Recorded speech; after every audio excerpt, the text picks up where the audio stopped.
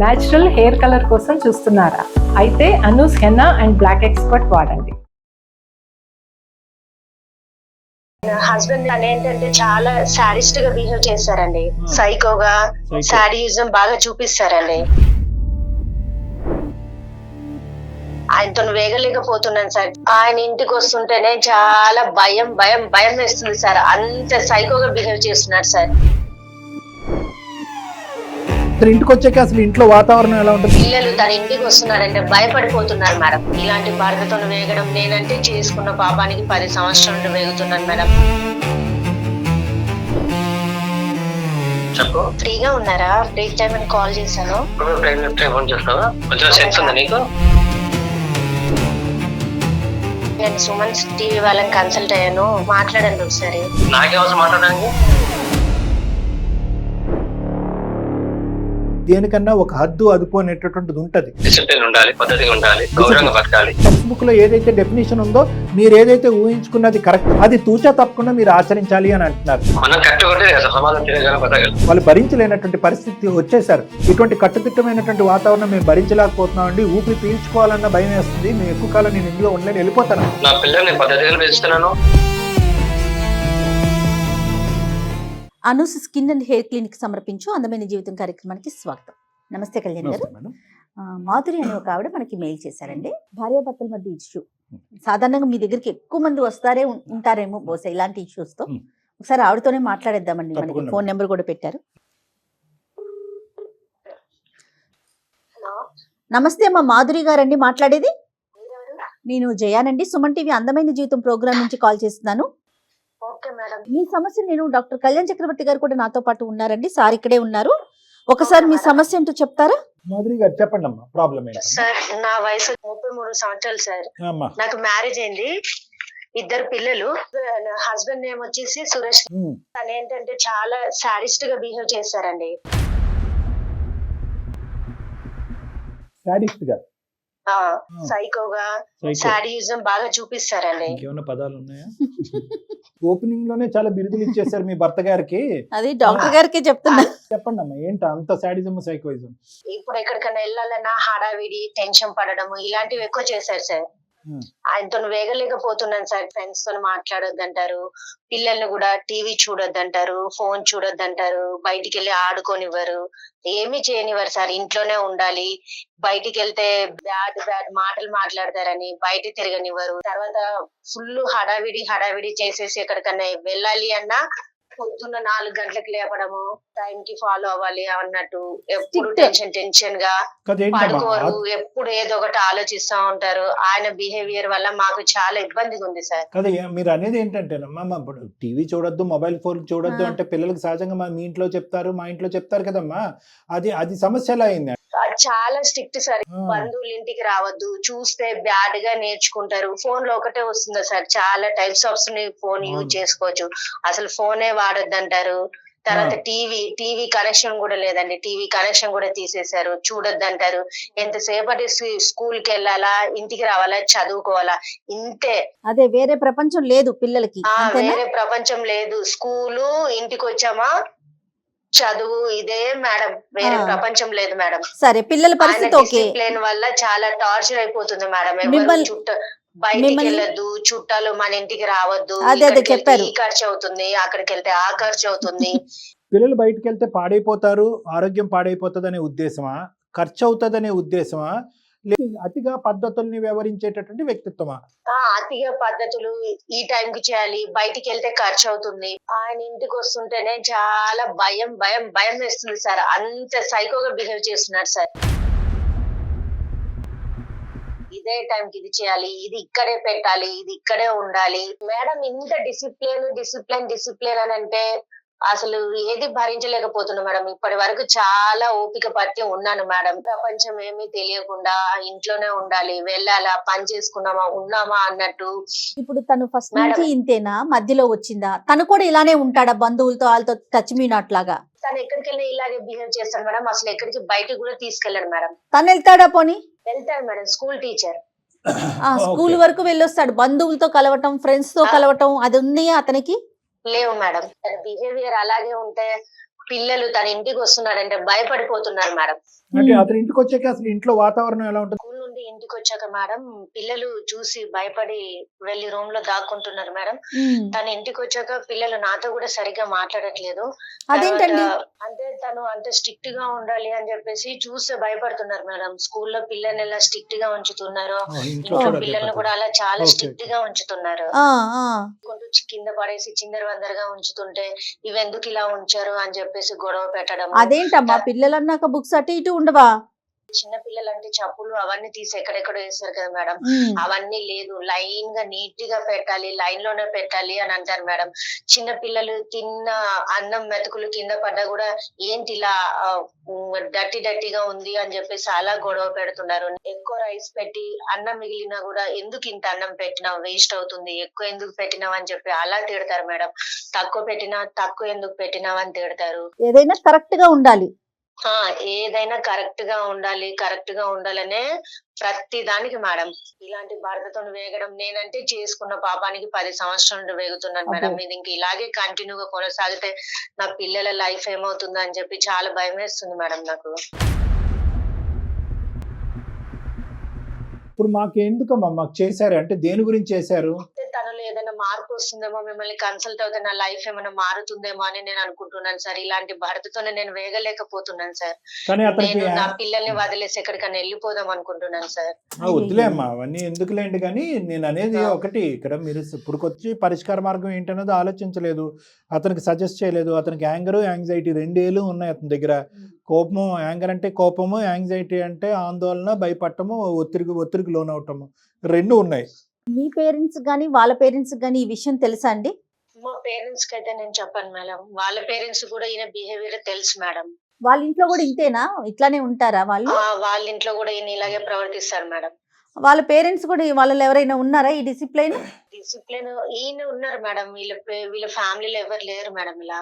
ఇది ఒక health issue అంటారా? మీరేమంటారు అసలు? కదా మేడం, ఇప్పుడు యూజువల్గా ఇక్కడ రెండు కారణాలు ఉంటాయి మేడం. ఒకటి వ్యక్తిత్వము, లేదంటే ఇంకోటి దారుబా. అంటే అతని వ్యక్తిత్వం చిన్నప్పటి నుంచి ఇంతేనా అంటే కనుక తల్లిదండ్రులు అలా పెంచలేదు, వాళ్ళ ఇంట్లో అలా లేదని ఆవిడ అంటున్నారు. అవునవును. Okay, number 1. నెంబర్ 2 ఏంటంటే కనుక అతను మాస్టర్ అంటున్నారు. అక్కడ ఏమన్నా ఉండే ఆ ఒత్తిళ్ళు, ఆ ఫ్రస్ట్రేషన్ అవన్నీ తాళలేక ఈ విధంగా ప్రవర్తిస్తున్నాడు. ఎంత ప్రవర్తించినా కూడా ఇంత విపరీతం ఉండదు మేడం. ప్రతిరోజు ఉంటుందా? ఇంత ఉండదు. Either this is some form of a GAD అంటూ ఉంటాం. గ్యాడ్ అని అంటున్నారు, ఎక్కడ పడితే అక్కడ వింటున్నాం. అవునవును. అంటే జనరలైజ్డ్ యాంగ్జైటీ డిసార్డర్. వీళ్ళకి ఒక ప్రత్యేకమైనటువంటి ఒక అంశంలో ఆందోళన ఉండదు. ఏది చూసినా, ఏది విన్నా, ఏది ఆలోచించినా ఒక చిరాకే. ఒక అవతల వాళ్ళు ఇలా మాట్లాడినా, అలా మాట్లాడినా చిరాకే, ఇలా చేసినా, అలా చేసినా చిరాకే. వాళ్ళ వరకు కూడా చాలా పద్ధతిగా ఉంటారు, అందులో డౌటే లేదు. అవును, వాళ్ళ వరకు పద్ధతిగా తనకి ఒక ఫ్రెండ్ గాని ఎవరు లేరటండి. బయట ప్రపంచం అనేది ఉండదు. ఎందుకంటే బయట ప్రపంచంలో కూడా ఎక్కడైతే ఈ క్రమశిక్షణ అనేటటువంటి అంశంలో లోపాలు ఉంటాయో ఆ లోపాలని వాళ్ళు తట్టుకోలేరు.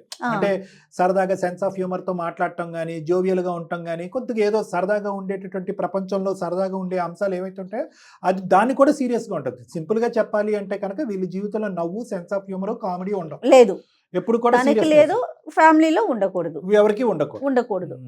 మరి ఇప్పుడు ఏం చేద్దామంటారు మాధురి గారు? మీ ద్వారా నాకు ఏమైనా హెల్ప్ అవుతుందేమో. నేను నా పిల్లలు ఎక్కడైనా బతుకుదాం అనుకుంటున్నా మేడం. కాదులేమో, ఆగండి. ఇక్కడ మీరు అంత చివరి దాకా ఆలోచించేసే మాకండి. 2 పిల్లలు ఉన్నారు, వాళ్ళ భవిష్యత్తుని కూడా దృష్టిలో పెట్టి సంవత్సరం నుండి భరిస్తున్నా. మీరు ఈ ఒడ్డుని నిలబడ్డారు కాబట్టి మీకు అంత విపరీతంగా అనిపిస్తుంది. పిల్లల్ని ఎత్తుకుని ఆ అవతల ఒడ్డుకి వెళ్తే కనుక అక్కడ ఏంటనేది మీకు తెలుస్తుంది. ఎంత క్రమశిక్షణలో పెట్టేటటువంటి భర్త, తండ్రి అయినా కూడా ఈ రోజు పగలనక రాత్రనక కష్టపడి 4 పైసలు ఇంటికి తీసుకొస్తున్నాడు. మీకు ఏ ఉద్యోగం లేదు, మీకు ఏ ఆర్థిక పరమైనటువంటి ఆధారం లేదు, 2 పిల్లల్ని, చంటి బిడ్డల్ని ఎత్తుకుని మీరు రోడ్డు మీదకి వెళ్ళాలి. సో కాబట్టి అనుకున్నంత సులువు కాదు. ఇది పరివర్తన వచ్చేటటువంటిది. లేదండి వేరే తాగుడు ఉంది, తిరుగుడు ఉంది అని, వేరే చెడు అలవాట్లు ఉన్నాయంటే కనుక విపరీతమైన ధోరణి ఉందంటే కనుక అది వేస్ట్. ఇతను ఏంటంటే క్రమశిక్షణకి విపరీతమైనటువంటి నిర్వచనం మీ భర్త.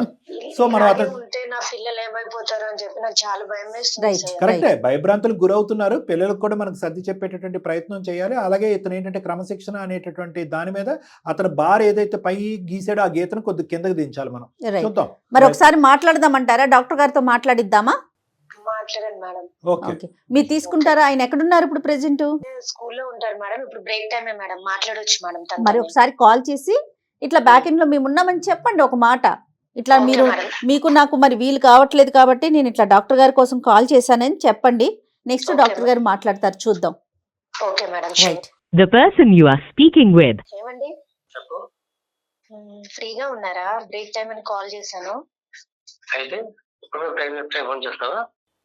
అంటే అయ్యో, పనులే ఉండవా? ఫ్రీగా ఉన్నారేమో, బ్రేక్ టైం కదా మాట్లాడదామని కాల్ చేశాను. అయితే బ్రేక్ అయితే ఫ్రీగా ఉంటే ఏ పని లేదా నాకు? వేరే పని ఉండదా? కొంచెం సెన్స్ ఉందా నీకు? ఇప్పుడు పడితే ఇప్పుడు ఫోన్ చేస్తున్నావు? అలా కాదండి, మీరు ఇలా ఏం తెలుసుకోకుండా ఇలా మాట్లాడుతున్నారు ఏంటండి? ఒక 2 minutes కూడా మాట్లాడారా? తిడుతున్నారు. నీ టైంలో ఉన్నప్పుడు ఫ్రీగా ఉంటా నేను. నా బుచ్చ పనులు ఉన్నాయి ఇక్కడ. బ్రేక్ టైమే కదా, సో అందుకనే మీరు ఇలా బిహేవ్ వేరే వర్క్ ఉండదు చేస్తున్నారని నాకు. నేను సుమన్ టీవీ వాళ్ళని కన్సల్ట్ అయ్యాను. వాళ్ళ లైన్ లో ఉన్నారు, మాట్లాడండి ఒకసారి. నాకేం అవసరం మాట్లాడడానికి? సురేష్ గారు నమస్తే అండి. నమస్తే సురేష్ గారు, మీరు మాస్టర్ అని విన్నాము. మీరు మీ అడవుల్లో మీరు ఉంటారు. ఒక 2 నిమిషాలు మాట్లాడదామని. నా పేరు డాక్టర్ కళ్యాణ్ చక్రవర్తి అండి. సుమన్ టీవీ అందమైన జీవితం. నాతో పాటు మన సీనియర్ హోస్ట్ జయ మేడం కూడా ఉన్నారు. నమస్తే అండి. సార్ నమస్తే మేడం. నమస్తే. నమస్తే. Thank you sir. ఒక 2 నిమిషాలు మీతో మాట్లాడొచ్చా సార్? మేడం ఏదో మీ మిస్సెస్ మాకు ఒక ఈమెయిల్ పంపించారు, ఏదో ఇబ్బందికరమైన పరిస్థితి ఉందని చెప్పి. అది కొద్దిగా మీ దగ్గర నుంచి క్లారిఫికేషన్ గురించి కాల్ చేసాం అంతే. చెప్పలేదు సార్. అదేం సార్? Right sir. సార్ ఇప్పుడు ఏంటంటే, ఇప్పుడు మీ మేడం ఏమన్నారు అంటే, పెద్ద యూజువల్గా మేము ఈ వేదిక మీద చూసేటటువంటి సమస్యలతో పోల్చుకుంటే బహుశా మీ భార్య గారికి ఇది పెద్దగా అనిపించచ్చేమో, కానీ మేము చూసేటటువంటి కేసెస్తో చూసుకుంటే ఇది చిన్న కేసే. కానీ ప్రధానంగా క్రమశిక్షణ అనేటటువంటిది ఒక ఇంటి పరిధిలో ఎంతవరకు ఉండొచ్చు, ఉండకూడదు? ఒక స్కూల్ వాతావరణం అనేటటువంటిది ఇంట్లో ఉండాలా, ఉండకూడదా? ఒక తండ్రి అనేటటువంటి వ్యక్తి స్కూల్ నుంచి ఇంటికి వచ్చిన తర్వాత ఇంటిని కూడా స్కూల్ కింద మార్చొచ్చా, అక్కర్లేదా? ఇల్లుని ఇల్లు కింద ఉంచొచ్చా? ఎంతవరకు ఫ్రీడమ్ ఇవ్వచ్చు? పిల్లలు ఎంతవరకు బయటకు వెళ్ళి ఆడుకోవచ్చు? పిల్లలు ఎంతవరకు టీవీ చూడొచ్చు? పక్క గదిలో ఫ్యాన్ తిరగచ్చా? తిరిగితే ఎంతసేపు తిరగచ్చు? భోజనం చేసేటప్పుడు అన్నం మెతుకులు ఎంతవరకు పక్కగా జల్లచ్చు? ఎంత డిస్టెన్స్లో వెళ్ళొచ్చు? ఇలాంటి అంశాల మీద ఏ విధంగా బతకాలి ఇంట్లో, ఏ విధంగా బతకూడదు అనేటటువంటి సందిగ్ధ పరిస్థితిలో ఆ అమ్మాయి దిక్కుతోచని పరిస్థితిలో మాకు ఈమెయిల్ పెట్టారు సార్. అంటే మీది క్రమశిక్షణ అని మాట్లాడే మీ పద్ధతిని మేము కించపరచట్లేదు, అవమానపరచట్లేదు. కానీ ఉక్కిరి బిక్కిరి అయ్యేటటువంటి ఈ వాతావరణం మీ వరకు వచ్చిందా? మీ యొక్క ఉద్దేశం ఏంటో చెప్పండి. నేను ఒక సాధారణ వ్యక్తిని సార్. Right sir. ఒక ప్రైవేట్ టీచర్. మాకన్నా కొన్ని ఇన్స్ట్రక్షన్ ఉంటాయి సార్. మీకంటూ ఏముంటాయండి? ఇన్స్ట్రక్షన్ ఉంటాయి సార్. డిసిప్లిన్ ఉండాలి, పద్ధతిగా ఉండాలి, గౌరవంగా బతకాలి. కరెక్ట్. ఉంటాయి. సమాజంలో మా స్థాయి తరపున బతకాలి వద్దా సార్? బతకాలి. కరెక్టే. బతకాలి. మీరు బతకాలి, మేము బతకాలి. స్థాయి తగ్గట్టే బతకాలి. అందరూ బతకాలండి. అందరూ బతకాలి. ఇప్పుడు మా తగిన బతకాలి కాబట్టి మేము ఏమిటండి స్వభావం, మేము హై రేంజ్ కాదు, ఎంతో చిన్న జాబ్ చేసి పిల్లలు పోషించడం, ఇంట్లో చూసుకోవడం, మేము ఎదురు చులన కాకుండా మా బతుకు కోసం మేము ఎవరిని ఇబ్బంది పెట్టకుండా, మేము ఎవరి ఇబ్బంది పాలు కాకుండా ఉండాలని మేము కొంచెం డిసిప్లిన్ పాటిస్తాం సార్. చెప్తాను, పిల్లలు గారికి కూడా నేర్పిస్తున్నాం. నేను మా నాన్నగారి నేర్పించాను మాకు. మనం ఇబ్బంది పడ్డాం, పిల్లలు ఇబ్బంది పడవద్దు, ప్రజలు చులక నవ్వద్దు సార్. నేను అదే విధంగా ఇంట్లో కూడా పాటిస్తున్నాను సార్. నా స్కూల్లో పిల్లలు కూడా అదే చెప్తాను, వాళ్ళు కూడా అదే నేర్పిస్తున్నాను. ఫ్యూచర్ లో కూడా వాళ్ళ పద్ధతిగా ఉండాలి, ఒక పొజిషన్ లో ఉండాలి, ఎవరు మన చులక హేళనగా చూడవద్దు. మనం కట్టుకుంటే సమాజం తిరగలం, బతకగలం. కరెక్టే సార్ మీ పాయింట్. అసలు ఎవరు కూడా మీరు ఇప్పుడు వరకు వర్ణించినటువంటి తీరు, డిఫైన్ చేసినటువంటి పద్ధతిని ఎవరు కూడా ఖండించరు, తప్పనలేదు. లేదు. కానీ క్రమశిక్షణ అలాంగ్ విత్ హ్యాపీనెస్, కుటుంబం యొక్క సంతోషం, సుఖం అనేటటువంటిది కూడా చాలా ఇంపార్టెంట్. క్రమశిక్షణగా పద్ధతిగా ఉండటం అనేది ఎంత ఇంపార్టెంటో, ఆ క్రమశిక్షణ నేర్చుకునేటటువంటి వాళ్ళు, క్రమశిక్షణ ఆచరించేటటువంటి వాళ్ళు దాన్ని ఆస్వాదిస్తున్నారా, స్వీకరిస్తున్నారా, ఆనందిస్తున్నారా అనేటటువంటిది. లేదా క్రమశిక్షణతో పాటు మనం భయాన్ని కూడా పిల్లలకి గిఫ్ట్ కింద ఇస్తున్నావా, లేదా క్రమశిక్షణతో పాటు తండ్రింటిని చూడగానే దద్దరిల్లిపోయేటటువంటి ఒక విధమైనటువంటి వాతావరణాన్ని మనం క్రియేట్ చేస్తున్నాం అనేది కూడా ఇంపార్టెంటే కదా సార్. కరెక్టే సార్. ఒకటి సార్, నేను అనుకునేది ఏంటంటే సార్, నా పిల్లలు అట్లా భయపడతాను నేనే అనుకోవట్లేదు సార్. భయపడుతున్నారని అనుకోవట్లేదు. నా పిల్లల్ని పద్ధతిగా పెంచుతున్నాను, పద్ధతిగా ఉన్నారని, సరైన స్థాయిలో ఉన్నారని అనుకుంటున్నాను. ఇప్పుడన్నా పిల్లల పక్కన కూర్చుని, నాన్న నేను ఒక టీచర్ని, ఇక్కడ ఇంట్లో తండ్రిని, నేను కొన్ని పద్ధతుల విధానాలు చెప్తున్నాను. ఎందుకంటే వయసు వచ్చినటువంటి పిల్లలు, మీతో పాటు 11 సంవత్సరాలు ప్రయాణం చేసినటువంటి మీ భార్యని, వీళ్ళు ముగ్గురిని కూర్చోపెట్టుకుని, నా క్రమశిక్షణ వల్ల మీరు ఏమైనా భయపడుతున్నారా, ఏదైనా ఇష్యూ వస్తే కనుక ఫ్రీగా, ఫెయిర్గా, హ్యాపీగా, పాజిటివ్గా, ఏ ఆందోళన లేకుండా మీరు నా వరకు వచ్చి మాట్లాడుతున్నారా, లేదంటే నాతో మాట్లాడటానికి పరిధులు గీసుకుంటున్నారా, నేను ఇంట్లో ఎంటర్ అవగానే వణికిపోతూ రూముల్లోకి పరిగెడుతున్నారా, నేను ఏదైనా గట్టిగా మాట్లాడితే కనుక బెదిరిపోతున్నారా అని ఓపెన్ ఎండెడ్గా అడిగారా, లేదంటే ఊరికనే మీరు మాకు చెప్తున్నారా, లేదండి మా పిల్లలు నేను చెప్పేదాంతో హ్యాపీగా ఉన్నాను? సార్ నాకు ఎప్పుడు దాకా ఇలాంటి మాటలు ఇప్పుడు రాలేదు. ఇప్పుడు మా మిస్సెస్ మీకు సంప్రదించడం తెలిసింది, వాళ్ళు నిజంగా భయపడుతుండే అడగండి. తెలియదు. అందుకే మా ఎదుర్కొంటే మీ మిస్సెస్ తో మాట్లాడండి. చెప్పు మాధవి, నా వల్ల నీకు ఇబ్బంది అవుతుందా ఇంట్లో?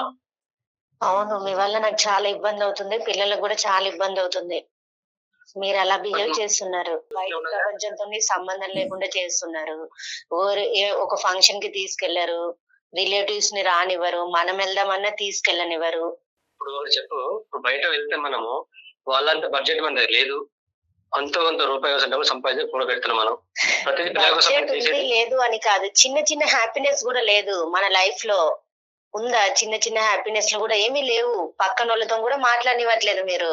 కనీసం పిల్లల్లో ఒక్కళ్ళైనా ఒక చిన్న బర్త్డే జరపడం, ఒక చుట్టుపక్కల ఉన్న ఒక నలుగురు పిల్లల్ని పిలిచి చాక్లెట్ ఇవ్వటం చేశారా మీరు? ఫంక్షన్ మా సంబంధం లేదు, పిల్లలు మీ హ్యాపీగా ఇంట్లో మంచిగా ఉండి చెప్తాను మేడం. అదొకటి సరిపోతుందండి? అన్ని అందరు ఇల్లేనా? ఇలాగే చేస్తున్నారా ప్రతి ఒక్కరింట్లో? అన్ని ఇల్లేనా? ఇంకేం బయట ప్రపంచం లేదా? రూపాయి ఖర్చు అవ్వకూడదా? సరే కరెక్టే, మధ్యతరగతి కుటుంబం, ప్రతి రూపాయి సేవ్ చేసుకోవాలి. ఒక సందడి, ఒక సంతోషం, ఒక జ్ఞాపకం అండి. పిల్లల బర్త్డే అనేది ఒక జ్ఞాపకం, పిల్లలు ఒక చుట్టాల ఇంటికి వెళ్తే ఒక జ్ఞాపకం, పిల్లలు ఒక పార్క్కి వెళ్ళి ఒక పిక్నిక్కి వెళ్తే కనుక ఒక జ్ఞాపకం, ఒక ఆలోచన జ్ఞాపకాలు ఏమవుద్దా? అంతా ఇంకా కట్టుదిట్టమైనటువంటి 4 గోళ్ల మధ్యన నాన్న గీసినటువంటి బొమ్మలోనే ఉండాలి అందరూని. ఫ్యామిలీ పరంగా అందరూ ఆఖరిసారి ఒక మంచి పిక్నిక్ స్పాట్కో, లేదంటే ఒక మాల్కో, లేదంటే ఒక సినిమాకో వెళ్ళి ఎంతకాలం అయింది గురుగారు? ఎన్ని సంవత్సరాలు అయింది? సినిమాలో అంత అవసరం ఏంటి సార్? సోషల్ మీడియా అన్ని యూట్యూబ్ మొబైల్ వస్తుంది, అంత వేస్ట్ సార్. మీరు ఆ మొబైల్ కూడా చూడనివ్వట్లేదు కదండి, మీరు ఆ మొబైల్ చూడనివ్వట్లేదు, ఇంట్లోంచి బయటకు అడుగు పెట్టనివ్వట్లేదు. ఇంట్లో కట్టుదిట్టమైనటువంటి ఆ వాతావరణం, బయటకు వెళ్ళి గాలి పీల్చుకోవాలంటే పీల్చుకోవద్దు అంటారు, గాలి పీల్చుకునేది కూడా ఖర్చు అవుతుంది అని అంటారు. ఎలాగా? అంటే ఇది పీనాస్తనమా, పిసినారితనమా, అతి భయమా, ఏంటిది? నేను ఏం చేసా వాళ్ళ మంచి కోసం నేను చేసేది. ఏమండి, ఏం చేసినా మా మంచి కోసమే, కానీ ఇంత కఠినంగా మేము ఉండలేమండి మీలాగా. చిన్న లైఫ్, చిన్న చిన్న మాకు కూడా కొన్ని ఎంజాయ్మెంట్స్ ఉంటాయండి. పిల్లలు కూడా చాలా భయపడిపోతున్నారు. ఇంత కఠినంగా నేను చేసుకున్న పాపానికి భరిస్తున్నాను, కానీ నా పిల్లలు ఏమైపోతారో, వాళ్ళ లైఫ్ ఏమైపోతుందని చెప్పి నేను చాలా బాధపడుతున్నానండి మీ వల్ల. అయితే లేదు మాధురి గారు, మీ బాధ అతనికి అర్థం కావట్లేదు. ఎందుకంటే కఠినంగా బాధపడుతున్నారు, ఇంత స్ట్రిక్ట్, ఇంత డిసిప్లిన్ అని అంటున్నారే గానీ మీ లోపల ఉండే కావట్లేదు సార్ నా బాధ. రైట్, అతనికి అర్థం దానికి ఆయన డిసిప్లైన్, మన మిడిల్ క్లాస్ వాళ్ళ ఖర్చు అవుతుంది, సొసైటీ బాగోలేదు, ఇదే ఆలోచిస్తున్నారు ఇవి సార్. పెట్టుకున్నారండి. ఈ లైన్స్ లోనే ఆయన ఉంటున్నారు తప్ప వీటిని దాటి బయటికి రావట్లేదు. సురేష్ గారు, మీకు మళ్ళీ క్లాసులకి టైం అవుతూ ఉంటది. ఒక మాట గుర్తుపెట్టుకోండి సార్, మీ ఆలోచన తప్పు అని మేము అనట్లేదు, కానీ ఆ ఆలోచనను ఆస్వాదించి తీసుకునేటటువంటి వాళ్ళు ఎంత సుఖపడుతున్నారు, వాళ్ళ మొహం మీద చిరునవ్వు ఉందా లేదా అనేది ఒక్కసారి ఆలోచించండి. హార్ట్ బీట్ స్పీడ్గా కొట్టుకుంటుంది, అది మీకు కనిపించదు, నాకు కనిపించదు, మనకు వినిపించదు. కానీ ఆ మొహం మీద ఉండేటటువంటి ఎక్స్ప్రెషన్, ఆ కళ్ళల్లో ఉండే భయం ఒక 2 సెకండ్లు చూడండి, సరిపోతుంది, పెద్ద అక్కర్లేదు. మీరేమీ ఇంకొక ప్లానెట్ నుంచి రాలేదు, పిల్లలు ఇంకో ప్లానెట్ పుట్టలేదు. ఉదయం వెళ్ళేటప్పుడు వాళ్ళ మొహమే చూస్తారు, తిరిగి వచ్చేటప్పుడు వాళ్ళ మొహమే చూస్తారు. కాబట్టి ఆ పిల్లల కళ్ళల్లో ఉండేటటువంటి భయము, టెన్షను అనేది చూడండి. మీ భార్య ఈరోజు మాట్లాడుతుంది, ఎంతో కొద్దో గొప్ప లోకజ్ఞానం, ప్రపంచ జ్ఞానం తెలిసినటువంటి వ్యక్తే. ఈరోజు ఆవిడ ఏ కారణం లేకుండా ఊరుకునే వచ్చి, ఏమండి మిమ్మల్ని చూసి నేను భయపడుతున్నానండి, బయటకు వెళ్ళటం అంటే వెళ్ళనివ్వట్లేదని చెప్పి మీ మీద అందమైన జీవితం లాంటి ఒక కార్యక్రమానికి ఈమెయిల్ పంపించి మాకు చాడీలు చెప్పాల్సినటువంటి అవసరం లేదు కదండి. అంటే నేనేమంటున్నానంటే, మీ పాయింట్ ఆఫ్ వ్యూలోనే మీరు ఫిక్స్ అయిపోయారు, మీ డెఫినేషన్లు మీ దగ్గరే పెట్టేసుకున్నారు. ఆ డెఫినేషన్ టెక్స్ట్ బుక్లో ఏదైతే డెఫినేషన్ ఉందో, మీరు ఏదైతే ఊహించుకున్నది కరెక్ట్ పద్ధతి, ఆర్గనైజేషన్, డిసిప్లిన్ అని అనుకుంటున్నారో, అది తూచా తప్పకుండా మీరు ఆచరించాలి అని అంటున్నారు. కానీ ఆచరించడానికి వాళ్ళు రెడీగానే ఉన్నారు. కానీ దేనికన్నా ఒక హద్దు, అదుపు అనేటటువంటిది ఉంటుంది. వాళ్ళు భరించలేనటువంటి పరిస్థితి వచ్చేసారు. మీరు జాగ్రత్త గుర్తుపెట్టుకోండి. ఈరోజు మీ భార్య ఏమంటున్నారు, ఇటువంటి కట్టుదిట్టమైనటువంటి వాతావరణం మేము భరించలేకపోతున్నామండి, ఊపిరి పీల్చుకోవాలన్న భయం వేస్తుంది, మేము ఎక్కువ కాలం నేను ఇందులో ఉండలేను, వెళ్ళిపోతాను, పిల్లల్ని తీసుకొని పారిపోతానంటుంది ఆవిడ.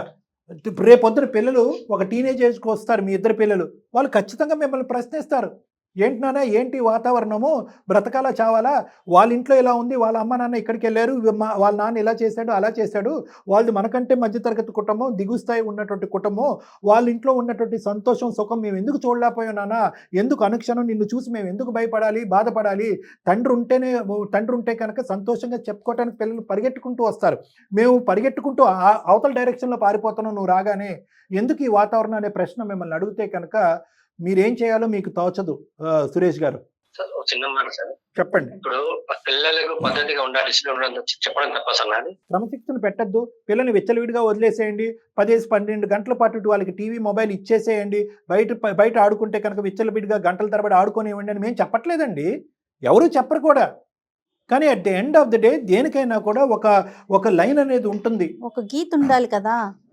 ఒక లైన్ అనేది ఉంటుంది. అంతవరకు ఎందుకండి?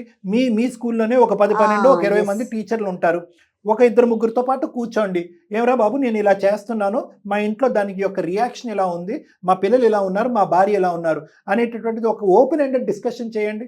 10 మందిలో ఎంతమంది మీ యొక్క పద్ధతిని కరెక్ట్ అంటారు, లేదంటే ఇంకా ఎంతమంది మీ యొక్క పద్ధతిని మార్చుకోవాలని సలహా ఇస్తారు? ఒక్కసారి ఆలోచించండి. ఎందుకంటే ఇంట్లో వాళ్ళు ఇలాంటి ప్రాబ్లమ్ ని ఫేస్ చేస్తున్నారని మీకు కూడా ఇప్పటి వరకు తెలియదు, ఇప్పుడే మీ దాకా వచ్చింది కాబట్టి మీరు ఒక కన్ఫ్యూజన్ స్టేటస్ లో ఉన్నారు. డాక్టర్ గారు చెప్పేది లేకపోతే మీ భార్య చెప్పేది మీరు ఒకసారి ఆలోచించండి, మీ టీచర్స్ తో డిస్కస్ చేయండి, ఆ తర్వాత ఒకసారి డాక్టర్ గారిని కలవండి. మీరేమనుకుంటున్నారంటే క్రమశిక్షణ అంటే నేను అనుకున్నాను, ఒక పద్ధతిని అనుకున్నాను, నేను ఒక పద్ధతిని అనుకున్నాను, ఆ పద్ధతిని ఫాలో అవ్వకపోతే ఇప్పటి వరకు నేను ఏదైతే స్ట్రిక్ట్ లైన్లో నేను ఫాలో అవుతున్నానో దీన్ని నేను వెనకడుగేసుకుని విరమించుకుంటే పిల్లలు కంప్లీట్గా చెడిపోతారు, ఈ ఇల్లు ఏదో అయిపోతుంది, ఈ విచ్చలవిడిగా ఖర్చు అయిపోతుందని మీరు విపరీతంగా ఆలోచిస్తున్నారు. మీ యాంగ్జైటీ కొద్దీ మీకున్నటువంటిది ఒక భయం, జబ్బు అని అనట్లేదు, యాంగ్జైటీ, ఆతృత, కంగారు, చాలా ముందు ఆలోచించేస్తున్నారు. డబ్బులు ఇప్పుడు ఖర్చు పెట్టేస్తే రేపు బ్యాంక్ బ్యాలెన్స్ 0 అయిపోతుంది, పిల్లలు బయటకు వెళ్ళిపోతే కనుక పాడైపోతారు, టీవీ మాత్రం చూస్తే కనుక చూడకూడదు, చూసి చెడిపోతారు అని చెప్పి ఎక్కడ నిలబడినటువంటి వ్యక్తి మీరు ఎక్కడెక్కడో ఆలోచిస్తున్నారు. దీన్నే మనం యాంగ్జైటీ అంటాం.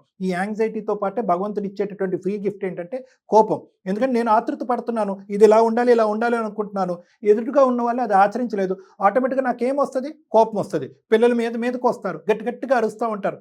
సార్ ఇప్పుడు నేను అనుకునేది సార్, ఇప్పుడు దాకా మ్యాటర్ రాలేదు మీద వచ్చిందని చెప్పాల్సి వచ్చింది. నేనైతే నా పిల్లలు ఎంత స్ట్రగుల్ అవుతున్నా మిస్ ఇబ్బంది పడి అనుకోవట్లేదు సార్ నేను. ఇప్పుడు తెలిసింది కాబట్టి నాకు ఇప్పుడు కొంచెం అర్థమవుతుంది సార్. నేను మిస్టేక్ చేసిన లేదని ఒకసారి మా మిస్ తో మాట్లాడతాను, లేదంటే మేము కన్సల్ట్ అవుతాను sir. Thank you very much sir. నేనైతే కనుక అస్సలు మీరు వింటారనో ఆలోచిస్తారనో అసలు నాకు ఇంత సమయాన్ని ఇస్తారనో నేనైతే అనుకోలేదండి. మరి జయ మేడం అనుకున్నారో లేదో నాకు తెలీదు. ఎందుకంటే యూజువల్గా ఈ సో కాల్డ్ స్ట్రిక్ట్ ఆఫీసర్స్ ఎవరైతే ఉన్నారో, అంటే మీకేమీ అవమానించట్లేదు, నేను మామూలుగానే అంటున్నాను, వీళ్ళు యూజువల్గా ఏమనుకుంటారంటే మీ యొక్క వ్యక్తిత్వం, మీ యొక్క మానసిక పరిస్థితి ఎలా ఉంటుందంటే కనుక నేను నలుగురికి చెప్పేటటువంటి స్థానంలో ఉన్నాను, కానీ నేను ఎప్పటికీ స్టూడెంట్లా ఉండటం నాకు ఇష్టం లేదు, నాకు ఎవరు చెప్పకూడదు అని అనుకుంటారు. ఇంక్లూడింగ్ డాక్టర్స్, కౌన్సిలర్స్, పెద్దవాళ్ళు కూడా చెప్పడానికి అర్హత లేదు, వీళ్ళేదో తెలియక మాట్లాడుతున్నారని చెప్పి మీరు పట్టిన కుందేలకు 3 కాళ్ళు అన్నట్టుగా ఉంటారు. కానీ మీరు అక్కడ లేరు, ఒక మెట్టు దిగారు, ఆలోచిస్తాను, మీ దగ్గరకు వచ్చి కలుస్తాను పిల్లలతో పాటు ఫ్యామిలీతో పాటు అని అన్నారు. సంతోషం అండి. తప్పకుండా అండి, మాధురి ఒకసారి మీరు మీ హస్బెండ్ కలిసి రండి అమ్మా. ఒక పాయింట్ మీరు గుర్తు పెట్టుకోండి అమ్మా, ఇక్కడ వరకు వచ్చే ముందు ఇంకో 2 మెట్లు మీరు అక్కడే ఎక్కుంటే కనుక ఇంకో విధంగా ఉండేది. ఏదన్నా ఒక సమయం సందర్భం చూసుకుని మీ భర్త యొక్క కోపానికి భయపడకుండా అతను పక్కన కూర్చోబెట్టుకుని ఒక మంచి మూడ్లో ఉన్నప్పుడు, ప్రతి వ్యక్తి ఒక మంచి మూడ్ అనేటటువంటి దాంట్లో ఉంటారు, ఒక మంచి టైంలో ఉంటారు, ఒక నవ్వుతూ ఉండేటటువంటి పరిస్థితిలో ఉంటారు. ఆ టైంలో ఏమండి మీరు ఇలా ఉన్నప్పుడు ఎప్పుడు ఇలా ఉంటే బాగుంటుంది కదా, ఆ సమయం సందర్భంలో ఇలా ఎందుకున్నారు, పిల్లలతో ఎందుకు ఇలా ప్రవర్తిస్తున్నారు, ఈ విధంగా ఉండకుండే బాగుంటుంది కదా అనేటటువంటిది మీ బాధని ఈ 11 సంవత్సరాల పాటు ఎక్కడ కూడా అతనికి విడమర్చి చెప్పలేదు, ఎవరి ద్వారా చెప్పించే ప్రయత్నం కూడా మీరు చేయలేదు. సో అదే ఇప్పుడు అందు గురించి ఏంటంటే మేము ఒక 20 నిమిషాలు ఒక అరగంట మాట్లాడేటప్పటికి సురేష్ గారు ఒప్పుకున్నారు, సరే సార్ నాకు అర్థం కావట్లేదు, నా పిల్లల్ని నా కుటుంబాన్ని బాధ పెట్టేటటువంటి ఉద్దేశం నాకు లేదు, మిమ్మల్ని వచ్చి కలుస్తామని అన్నారు. సో అంత తొందరగా అతనికి రియలైజేషన్ వచ్చిందంటే పూర్తిగా వివరంగా అతనికి చెప్పకపోవటం కూడా మీ తప్పేమో అని నాకు అనిపిస్తుంది. ఆల్ సెడ్ అండ్ డన్, మీ కుటుంబ సమేతంగా అందరు రండి నా క్లినిక్కి, మేడం ఒక అపాయింట్మెంట్ తీసుకుంటారు, వచ్చి కలిసిన తర్వాత మిగతావన్నీ మాట్లాడుకుంటాం. అది ఎక్స్ప్రెస్ చేయకపోవటం ఒక ప్రాబ్లం, నేను అనుకున్నదే కరెక్ట్ అనుకోవటం ఇంకో, ఏది ఏమైనా ఆ స్థాయిలో ఉండి కూడా వెంటనే ఆయన ఓకే నేను కన్ఫ్యూజన్ లో ఉన్నాను అని మాట్లాడారు. చూడండి సంతోషం, ఒకసారి కలుస్తారు, చూద్దామని. నమస్తే డాక్టర్.